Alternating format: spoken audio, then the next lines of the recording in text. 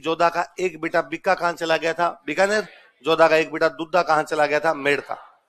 अब यदि जोधपुर में राठौड़ वंश है तो बीकानेर में भी कौन सा वंश? राठौड़। मेड़ता में भी कौन सा वंश? राठौड़। भाई है जोधपुर बीकानेर मेड़ता वाले सारे। कई सालों तक ये भाईचारा इनका ठीक चला कि जोधपुर में कोई लड़ाई होती है तो बीकानेर मेड़ता वाले साथ देने के लिए आते हैं, मेड़ता में कोई शादी है तो जोधपुर बीकानेर वाले सारे जाते हैं, बीकानेर वालों के कोई दुख दर्द है तो जोधपुर मेड़ता वाले सारे जाते हैं। राठौड़ राठौड़ आपस के अंदर ठीक रहे। अब राजा बना मालदेव। मालदेव ने राजा बनते बीकानेर मेड़ता पर हमले किए। कहां पर हमले किए? तो बीकानेर मेड़ता वालों ने कहा भाई मालदेव अपने तो भाई हैं यार, हम राठौड़ तुम राठौड़, 4 पीढ़ी पहले अपना दादा एक ही था। मालदेव ने कहा तुम 4 पीढ़ी पहले की बात कर रहे हो, मैंने पापा को नहीं बख्शा, मैं बाप को मार के राजा बनाऊं। तो बीकानेर पे भी कब्जा करता है। कहां पे कब्जा करता है? मेड़ता।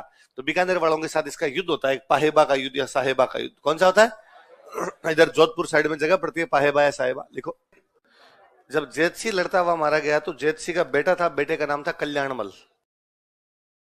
क्या नाम था? ये हरियाणा में एक जगह का कभी नाम सुना हो? सिरसा। नाम सुना है? ये उन दिनों सिरसा में था।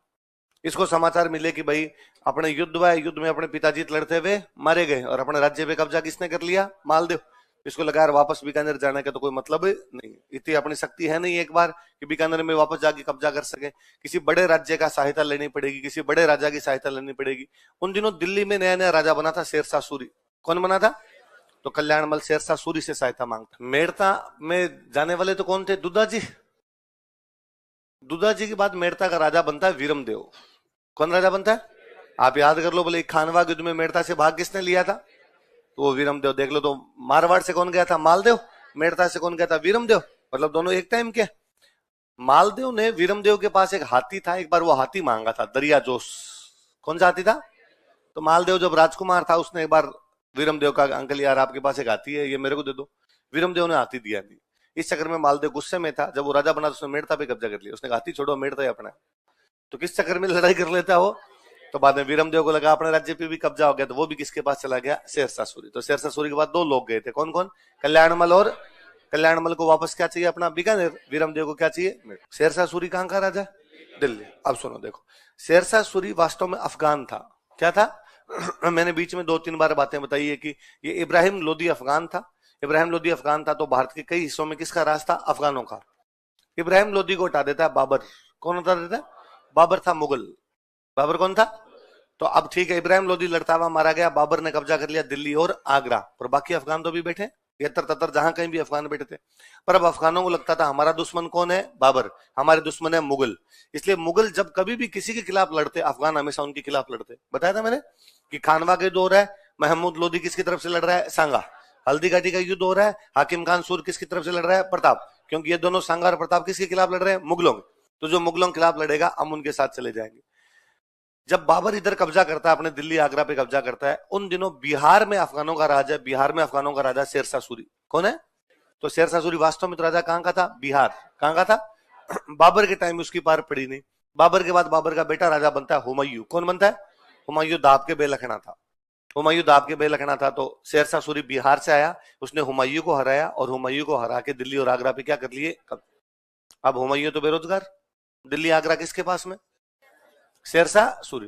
तो जब हुमायूं वहां से भागता है, दिल्ली आगरा पे जब कब्जा हो जाता है, हुमायूं भागता है, तो हुमायूं आता है मारवाड़। कहां पर आता है? मारवाड़ का राजा कौन है? अपना मालदेव। कौन है? मालदेव शक्तिशाली है। तो हुमायूं को लगा क्यों ना मैं मालदेव से सहायता मांगू। किसे सहायता मांगू? वो यहां जोधपुर के पास में एक जगह पे बैठा हुआ, उस जगह का नाम है जोगी तीर्थ। कौन सी जगह? कौन बैठा जोगी तीर्थ पे? हुमायूं। और यहां से वो मालदेव के पास में अपने 3 दूत भेजता है। कितने दूत भेजता है? एक दूत का नाम था अतका खां। अतका खां, मीर समंद और किसने भेज? ये तीनों गए मालदेव के पास। इन्होंने जाके मालदेव कहा भाई मालदेव, हम अतका खां, मीर समंद, रायमल सोनी हुमायूं की तरफ से भेजे हुए। हुमायूं को घर से निकाल दिया गया। दिल्ली आगरा पे शेरशाह सूरी ने क्या कर लिया है? कब्जा। तू प्लीज हमारी सहायता करो। कहा है भाई हुमायूं का? वो जोगी तीर्थ पे बैठा हुआ। और क्या सहायता चाहिए तुम्हें? कि भाई 2 सहायता चाहिए। एक तो हमारे रहने की कोई जगह नहीं, दिल्ली आगरा दोनों पे कब्जे हो गए, और एक हम ये चाहते हैं कि हम दिल्ली आगरा वापस ले। तो वापस लेने के लिए हमें लड़ाई करनी पड़ेगी। लड़ाई के लिए हमें क्या चाहिए? सेना। तो रहने की जगह दे और साथ में हमें क्या दे? सेना। मालदेव ने नया नया कब्जा किया था बीकानेर पे। 1541 में पाहेबा साहेबा का युद्ध है, तो उसने कहां पे कब्जा किया? बीकानेर। तो उसने कहा रहने की तो चिंता ही मत करो, तुम जोगी तीर्थ बैठे हो, सीधा सीधा नाक की डंडी की सीध में जाओ, बीकानेर रहेगा। और बीकानेर में मेरा एक बंदा बैठा है कुंपा राठौड़, कुंपा को जाकर देना, मालदेव ने भेजा, मैं पर्ची भेज देता हूँ, कुंपा वापस आ जाएगा, तुम कहाँ पे कब्जा कर लो, बीकानेर। तो हुमायूं को रहने के लिए वो क्या दे रहा है, और एक क्या मांग रहे हो भाई तुम, और तो उनका साहब लड़ाई के लिए हमें क्या चाहिए, सेना, कि जिस दिन तुम्हें शेरशाह से लड़ाई करनी हो लोकेशन शेयर कर देना, मैं आ जाऊंगा। कुल मिलाकर दोनों बातें देने के लिए तैयार है, रहने की जगह भी दे दूंगा और सेना भी दे दूंगा। तीनों बड़े राजीव है दूत, तीनों दूत कौन कौन नाम बोलो देखे, राजीव राजी होके भाग के गए भाई हुमायूं के पास। हुमायूं जाकर, गजब आदमी यार, और उसने तो कहा है कि बीकानेर जाओ तो रहने का जुगाड़ तो अपने कहां पर हो गया, बीकानेर। और उसने कहा जब भी लड़ाई करनी हो मैसेज कर देना, मैं सेना लेके वहां पर तुम्हारी सहायता करने के लिए आ जाऊंगा। हुमायूं ने कहा जोरदार बात है, फिर तो अपने तैयारी करते हैं। पर उन्होंने कहा सर प्लीज एक बात छोटी सी हो रही है और सुन लो। क्या बात है, कि हम जब तीनों बात करने गए थे ना वहां मालदेव से, तो वहां दिल्ली से भी एक दूत आया हुआ था। कहां से, वो कौन था, कि वो शेरशाह सूरी का दूत था। वो क्या करने आया था, कि वो ये कहने आया था हुमायूं को सहायता मत देना। तो मालदेव ने उसको क्या रिप्लाई दिया, कि ये नहीं पता सर, उससे अलग कमरे में बात की थी, हमसे अलग कमरे में बात थी। अब बेचारे हुमायूं के कान खड़े हुए कि यार उससे क्या बात की होगी। तो हुमायूं पढ़ाकू था, हुमायूं सारा दिन पढ़ता रहता था। हुमायूं के दो ही शौक थे, एक तो अफीम खाता, एक पढ़ाई करता। तो लाइब्रेरी हमेशा साथ में लेके चलता था। तो एक दिन वो लाइब्रेरी से उतर रहा था अफीम खाया हुआ, लाइब्रेरी की सीढ़ियां होती है, वो सीढ़ियों से उतर रहा था, अफीम खाया हुआ था, नशे के अंदर था, दिमाग सुन था उसका। अचानक मस्जिद से अजान की आवाज होगी, नमाज पढ़ते हैं तो अजान की आवाज होती है, अजान की आवाज हुई, वो भूल गया वो सीढ़ियां उतर रहा है, उन लोग अरे नमाज का टाइम हो गया, वो वहीं बैठ गया। तो जैसे घुटने टिकाए, जिंदगी भर लड़खड़ाता रहा, लड़खड़ाने से मौत हो गई, किसकी, हुमायूं की। वो पढ़ा, दो तीन बातें, पढ़ाकू था, भयंकर पढ़ता रहता था, अफीम खाया करता था, ज्योतिष में गजब का विश्वास था, हर दिन अलग अलग रंग के कपड़े पहनता, कि आज सोमवार है तो पीला पहनूंगा, आज शनिवार है तो काला पहनूंगा, आज संडे है तो ये पहनूंगा, अलग अलग उसके वो कलर वगैरह और तय किए हुए थे, ज्योतिष में बड़ा विश्वास रखता था। तो हुमायूं को कहा भाई एक दूत और था, और वो दूत शेरशाह सूरी का था, उसको क्या रिप्लाई दिया हमें पता नहीं। तो हुमायूं लगा किससे पूछे, तो बंदा जहां ज्यादा बैठता उससे पूछेगा, ज्यादा पढ़ता था तो कहां बैठता था, लाइब्रेरी में। उसका जो लाइब्रेरियन था उसका नाम था मुल्ला सुर्ख। तो भाग के लाइब्रेरियन के पास गया और उसको जाकर कहा भाई मुल्ला जी, अपने तीन बंदे गए थे, कौन कौन, और इन तीनों को मालदेव ने कहा है कि तुम्हारे रहने की एक जगह दे रहा हूं, कौन सी जगह दे रहा हूं। और पर वहां पर वो दिल्ली वाला एक दूत भी आया हुआ था, उसको नहीं पता क्या रिप्लाई दिया होगा, तुम पढ़े लिखे आदमी हो, तुम बताओ यार क्या रिप्लाई दिया होगा। मुल्ला सुर्ख ने कहा दिल्ली वाले दूत को अलग कमरे में ले जाके ये कहा है कि हुमायूं को बीकानेर भेज रहा हूं, बीकानेर जाते कुंपा राठौड़ होते तैयार बैठे, हुमायूं को गिरफ्तार कर लेंगे, तुम दिल्ली से आगे पकड़ के ले जाओ इसको। क्या बात करते हो, इतना बड़ा धोखा क्यों देगा। उसने कहा इस आदमी का मैंने बैकग्राउंड चेक किया, इसने पापा को नहीं बख्शा, तुम लगते क्या हो रहे। तो हुमायूं ने कहा तो अपने को अब क्या करना चाहिए, उसने कहा चप्पलें हाथ में लो। फिर हुमायूं बेचारा यहां से भागा, जो सिंध जाके रुका, कहां रुका, सिंध में एक रियासत पड़ा करती थी अमरकोट, कौन सी थी। तो बाद में हुमायूं ने कहां पर शरण ली थी, अमरकोट लिखा। लेकिन हुमायूं विश्वास है, बाद में लाइब्रेरियन कौन था उसका, उसके कहने पे वो कहां चला गया, सिंध। सिंध में कौन सा राजा, वीरसाल सोडा, कहां का राजा है, अमरकोट, और वो हुमायूं को शरण देता। वास्तव में जब हुमायूं यहाँ अपने तीन दूत भेजता, मैंने कहा कि दिल्ली से एक दूत भी आया हुआ था, दिल्ली वाला दूत किसका भेजा हुआ था, शेरशाह सूरी। मालदेव उसको मना करता है कि भाई मैं तेरी सहायता नहीं करूंगा, हम किसकी सहायता करेंगे, हुमायूं। अब वो दूत शेरशाह सूरी को जाके कहता है कि भाई वो मालदेव तो कह रहा है कि हम किसकी सहायता करेंगे, हुमायूं। तो शेरशाह सूरी को बड़ा गुस्सा आता है, अरे यार मतलब तू मेरे दुश्मन की सहायता करने जा रहा है। शेरशाह सूरी के पास मालदेव के दो दुश्मन बैठे हुए, कल्याणमल और वीरमदेव। कौन बैठे हैं भाई, कल्याणमल को वापस क्या लेना है, बीकानेर, वीरमदेव को क्या लेना है, मेड़ता। अब तक शेरशाह सूरी ने उनको कह रखा था कि बैठो देखते हैं क्या करना है। अब शेरशाह सूरी को पता चला मालदेव अपनी तरफ नहीं है, मालदेव किसकी तरफ है, हुमायूं। तो उसने कल्याणमल वीरमदेव को बुलाया, लो भाई आओ रे, क्या चाहिए तुमको। कल्याणमल ने कहा मेरे को चाहिए बीकानेर, वीरमदेव ने कहा मेरे को चाहिए मेड़ता। तो क्या प्लान है तुम्हारा, कि सर तीनों मिलकर लड़ते हैं, आप कल्याणमल वीरमदेव तीनों मिलकर लड़ेंगे मालदेव से, मालदेव को मार देंगे, मारने के बाद कल्याणमल को मिल जाएगा बीकानेर, वीरमदेव को मिल जाएगा मेड़ता, आपको मिल जाएगा जोधपुर, आप मालदेव वाला रख लेना, पूरी प्लानिंग सेट है। तो उसने कहा भाई ठीक है। तो उधर से आपके शेरशाह सूरी दोनों को लेकर रवाना होता है, किस किस को, कल्याणमल और वीरमदेव। इधर मालदेव को पता चलता है कि कल्याणमल वीरमदेव मेरे खिलाफ किसको लेने के लिए गए, शेरशाह सूरी को। तो वो अपनी लड़ाई की तैयारियां करता है, बैठते हैं सब लोग, भाई कहां लड़ा जाए, क्या किया जाए। तो एक सेनापति थे, उनका नाम था जेता, क्या नाम था, जेता। जेता ने कहा भाई मैं बताता हूँ उस जगह पे लड़ लो। वो जगह थोड़ी सी पहाड़ों के बीच की जगह है, पहाड़ों के बीच की जगह लड़ने में थोड़ी सहूलियत रहती है, पहाड़ों के अंदर पूरी दुश्मन की सेना एक साथ नहीं आ पाती, आप लोकेशन ढंग से ले सकते हो एकदम। तो अपने पहाड़ों के बीच वहां लड़ेंगे, वहां रहने की, खाने की, पीने की, घोड़ों के दाने की सारी व्यवस्था मैं कर दूंगा। तो कहा ठीक है साहब, जेता जी के वहां पे लड़ लेंगे। कहाँ लड़ना है, कहा भाई जोधपुर से 50 किलोमीटर आगे जेतारण। कौन सी जगह, जेता ने कौन सी जगह बताई? जेता का रण है, उसने कहा जेता रण में लड़ेंगे अपने। जब ये बात चल रही थी, मालदेव को अचानक ध्यान पड़ा, अरे तुम्हें तो मैं बीकानेर छोड़ के आया था। मालदेव एक बंदे को बीकानेर छोड़ गया था, कुंपा राठौड़। किसको? तुम कैसे? और कुंपा ने कहा कि सर मुझे समाचार मिला कि अपने जोधपुर पर हमला करने के लिए कौन आ रहा है? शेरशाह, और मेरे से बीकानेर नहीं बैठा गया। मुझे लगा जब देश पर हमला हो रहा है, मैं चुपचाप बीकानेर नहीं बैठ सकता, और मैं जोधपुर की सहायता के लिए आया हूं, आपकी सहायता के लिए आया हूं, देश के लिए लड़ूंगा। और मालदेव ने कहा शाबाश मेरे चीते, तेरे जैसे बहादुर जब तक जोधपुर के अंदर मौजूद है, जोधपुर का कोई बाल भी बांका। तो मालदेव के दो मुख्य सेनापति, एक है जेता और एक कौन है? कुंपा। कौन सी जगह पे लड़ने के लिए जा रहे हैं? जेतारण। कौन सी जगह पे? पहाड़ियों के बीच की जगह। पहाड़ियों को बोलते हैं गिरी। क्या बोलते हैं? पहाड़ियां मिलती इसलिए बोलते हैं सुमेल। क्या बोलते हैं? तो गिरी सुमेल का युद्ध या जेतारण का युद्ध। अब उधर से भाई शेरशाह सूरी आया। शेरशाह सूरी थोड़ा दूर बैठा हुआ अपनी सेना लेके, ये अपने जेतारण के अंदर वहां लोकेशन लेके बैठे हुए। और शेरशाह सूरी ने कहा भाई, पहले मुसलमान राजाओं की अच्छी विशेषता थी, वो पहले दुश्मन का पता लगाते भाई, कितना पोदीना अगले के अंदर, कितनी सेना है, कहाँ जीता हुआ है, कहाँ नहीं जीता हुआ, कितने हथियार हैं, कौन अच्छे सेनापति है। और शेरशाह सूरी ने जब मालदेव का पता लगाया तो उसे पता चला कि आज दिन तक जो मालदेव के सामने गया उसको इसने भगा भगा के मारा है, और शेरशाह को लगार पार पड़ेगी तो नहीं। उसने कल्याणमल वीरमदेव को बुलाकर, कल्याणमल वीरमदेव वो एक बार दोबारा बताना तुम्हारा बोला फॉर्मूला। उनका सर सिंपल, मार देंगे मालदेव को, मार के आप तो रख लेना जोधपुर, ये रख लेगा बीकानेर, ये रख लेगा बस। शेरशाह ने कहा तुम्हें नहीं लगता कि इस बार ये दिल्ली आगरा पे कब्जा करेगा?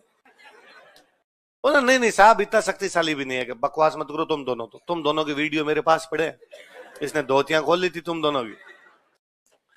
पर शेरशाह के लिए कहते हैं कि शेरशाह शेर जितना ताकतवर और लोमड़ी जितना चालाक था। कितना ताकतवर? चालाक कितना? जगीरा से लड़ने की हिम्मत तो जुटा लोगे, पर जगीरा जैसा कमीनापन कहां से लेके आओगे, है ना? मूवी देखी कि नहीं देखी आपने? China gate. चाइना गेट देखिए? हाँ, ऐसे कितने लोग जिन्होंने चाइना गेट मूवी नहीं देख रखी? अल्लाह रहम करे तुम पे। आज घर पे जाके क्या देखोगे? जिन्होंने देख रखी है रिवीजन करेंगे। अरे फिल्में देखा करो यार। तो उसमें जगीरा, जगीरा गुंडा होता है, तो जगीरा का डायलॉग है कि जगीरा से लड़ने की हिम्मत तो जुटा लोगे, पर जगीरा जैसा कमीनापन कहां से लाओगे? तो शेरशाह सूरी में कमीनापन किस प्रकार का था? जगीरा टाइप का कमीनापन था उसमें। तो शेरशाह सूरी ने कहा भाई अब ऐसे तो पार पड़ेगी नहीं, जब सीधी अंगुली से घी ना निकले तो ना डिब्बे के नीचे आग लगानी पड़ती है। टेढ़ी अंगुली से भी नहीं निकलता भाई साहब, वादन डिब्बे के नीचे आग लगाओ तो पिघलेगा, बाहर आएगा। तो शेरशाह ने अपने 5 सैनिक लिए, उन 5 सैनिकों को अच्छे अच्छे हथियार दिए, अच्छी अच्छी तलवारें दी, और कहा जाके मालदेव को बेच के आओ, व्यापारी बन के जाओ, हथियारों के व्यापारी बन के जाओ। मालदेव जो थोड़े आगे गांव में बैठा हुआ है उसको बेच के आओ, उसको डाउट नहीं होना चाहिए तुम मेरे सैनिक को, और जब वो तुमसे खरीदे तब ये मेरी पर्ची वहां पर पटक के आना, और ध्यान नहीं लगना चाहिए तुमने पटकी है पर्ची, चिंता मत करो साहब, ये काम कर देंगे। वो गांव में घूमते घूमते घूमते घूमते घूमते घूमते वहां पहुंचे जहां मालदेव की सेना थी जेतारण में। हथियार ले लो, हथियार ले लो। युद्ध के टाइम में हथियार ज्यादा चाहिए कम चाहिए? तो मालदेव ने बुलाया आओ भाई, और हथियार शानदार, एक से एक अच्छी तलवारें। और मालदेव ने अपने कैंप में बुलाया, अपने सारे सेनापतियों को बुलाया, जेता, कुंफा, बाकी जो सेनापति थे उनको बुलाया, और बुला पूछा हाँ भाई तलवारें चाहिए साहब, कितनी चाहिए? किसी ने कहा 100 दिला दो, 50 दिला दो, 70 दिला दो, सबको तलवारें दिलवाई, पूरा पेमेंट किया। मालदेव ने सेनापतियों का अपने अपने कैंप में लेके जाओ, व्यापारियों का भाई थैंक यू, आइंदा से भी तुम्हारे पास अच्छे हथियार है मेरे पास लेके आना, मैं सारे खरीद लूंगा। व्यापारियों ने कहा सर थैंक यू आपका, आपने एक साथ खरीद लिए, वरना 5-7 दिन भटकना पड़ता है, इधर उधर थोड़े थोड़े लोग खरीदते, और सर इस बार पक्के जब भी अच्छे हथियार आएंगे तो हम आपके पास आ जाएंगे। जब वो व्यापारी उठ के गए वहां से, तो वो एक पर्ची वहां पे डाल के चले गए। मालदेव की थोड़ी देर बाद में ध्यान पड़ा कि यार ये कैंप में तो झाड़ू लगी हुई थी, ये पर्ची कहां से आई? तो उसने कहा इसका मतलब पर्ची जो अभी लोग बैठे थे इनमें से किसी की गिर गई होगी। तो उसने पर्ची उठाई तो पर्ची में लिखा हुआ था कि सुल्तान शेरशाह सूरी तुम किसी प्रकार की चिंता मत करना, हम दोनों भाई जेता और कुंपा तेरे साथ हैं, कल जैसे ही लड़ाई शुरू हो तू इस मालदेव को पकड़ के मार देना, और बाद में ध्यान रखना हम दोनों भाई तेरी सहायता कर रहे हैं, तो मालदेव को मारने के बाद तुम हम दोनों को जोधपुर का क्या बना देना? राजा। पर्ची को देख के ये लगता है कि पर्ची भेजने वाले नीचे साइन किए हुए जेता एंड कुंपा, क्या साइन किए हुए? पर्ची को देख के लगे कि जेता और कुंपा किससे मिल गए? शेरशाह। वो ये पर्ची किसके पास भेजने वाले थे? शेरशाह, पर गलती से उनसे यहां गिर गई। और मालदेव को लगा अरे यार ये पर्ची मेरे पकड़ में आ गई, इसलिए मुझे पता चल गया कि ये 2 लोग किससे मिले हुए? शेरशाह से। यदि मेरे को ना पता चलता तो कल ये तो मेरे को पकड़ के शेरशाह को दे देता और शेरशाह मार देता। और फिर उसके दिमाग में है कि मैंने पूछा था वहां पे कि अपने को लड़ाई कहां पे करनी चाहिए, तो जेता ने कहा था कि साहब मैं बताऊं वहां करो, वहां सारी व्यवस्था कर दूंगा। तो व्यवस्था यह है, मैंने पूछा था कुंपा से कि तुम बीकानेर से वापस क्यों आ गए, तो उसने कहा था देश की रक्षा के लिए आना पड़ता है। तो रक्षा ये है। और उसके दिमाग में है कि जब जेता और कुंपा मिले हुए हैं तो क्या पता बाकी सेनापति भी मिले हुए हो, क्या पता बाकियों की पर्चियां मेरे पकड़ में नहीं अब तक पहुंच गई हो शेरशाह के पास। और उसे लगा कि नहीं, अब मैं यहां नहीं लड़ूंगा। अब जब मुझे विश्वास ही नहीं है कि मेरा कौन सेनापति मेरी तरफ और कौन सेनापति दुश्मन की तरफ है, तो मैं मेरी राजधानी जाके लड़ूंगा। राजधानी कौन सी? जोधपुर। इसलिए मालदेव अपने सारे सेनापतियों को बुलाता है और सेनापतियों को बुला कहता साहब ये जेता और कुंपा नमक हरामी है। लोगों ने नहीं साहब ऐसे नहीं हो सकता। उसने अरविंद केजरीवाल की तरह सबूत है, कागज पड़े हैं अपने पास में, और अपने वापस जोधपुर चलेंगे। यदि कोई इनके साथ रहना चाहता तो यहाँ पे खड़े रहो, जो जो मेरे साथ आना चाहता है आ जाओ। और जेता कुंपा को उसने कहा एक बार शेरशाह चला जाए, बाद में तुम्हें बताऊंगा मैं दोनों क्या कर सकता हूँ। जेता कुंपा ने कहा सर हमारी राइटिंग ही नहीं है, हमारे साइन चेक कर लो, हमारे साइन ही नहीं है। पर मालदेव नहीं माना तो नहीं माना, और मालदेव अपनी पूरी सेना को लेकर कहां पर चला गया? जोधपुर। सेना जाती हुई जेता कुंपा को धिक्कारती भी जाए कि यार सर माननी चाहिए, देशद्रोही नमक हरामी हो, अपने राजा के साथ गद्दारी कौन करता है, अपने देश के साथ गद्दारी कौन करता है। और जेता कुंपा को लगा कि यार कुछ किया ही नहीं, उसके बावजूद विश्वासघात का कलंक लगाए, क्या करेंगे जी के। अब कल अपने लड़ेंगे ताकि मालदेव को ये बता सकेंगे नहीं हम देशद्रोही नहीं थे। अगले दिन जेता कुंपा के पास में फौजी है ले दे के 7,000। कितने फौजी है? शेरशाह सूरी, कल्याणमल और वीरमदेव की फौज थी 80,000। कितनी फौज थी? वो भिड़ गए थे। 7,000 ये थे, फिर आसपास के कुछ लोग इकट्ठे करके 12,000 लोग हुए थे। कितने लोग इकट्ठे हुए? थोड़े बहुत इनके सहायता करने के लिए। ये 12,000 सामने कितनी फौज? ये लगभग लगभग जीतने के कगार पे पहुंच गए थे। वो तो मुसलमान राजाओं में एक और अच्छी विशेषता होती, वो रिजर्व टुकड़ियां रखा करते। एक टुकड़ी पीछे से आ रही थी, जलाल खान जलवानी आ रहा था। कौन आ रहा था? एकदम फंसे हुए युद्ध में, जब युद्ध एकदम बराबरी का युद्ध, इधर भी जा सकता है उधर भी जा सकता है, तभी शेरशाह सूरी की तरफ से एकदम एक फ्रेश टुकड़ी उतरती है। कौन सी? सामने वाली सेना थकी हुई थी, आपकी एकदम फ्रेश सेना उतरती है। जलाल खान जलवानी की सहायता से शेरशाह जैसे तैसे युद्ध को जीतता है। जेता कुंपा युद्ध में लड़ते हुए मारे जाते हैं।